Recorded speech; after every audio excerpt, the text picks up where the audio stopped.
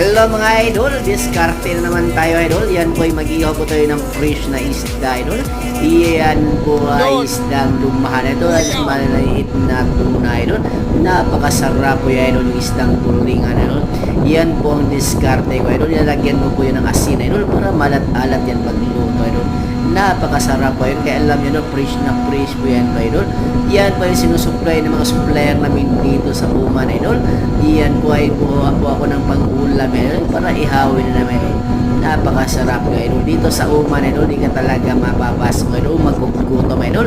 Kaya alam nyo naman, napakaraming isda idol. Magtaka ka na lang sa lugar nila idol.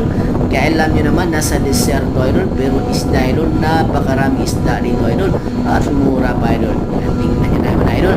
Ang oras po namin dito sa idol, nasa alas 4 ng hapon, siguro sa Pilipinas idol.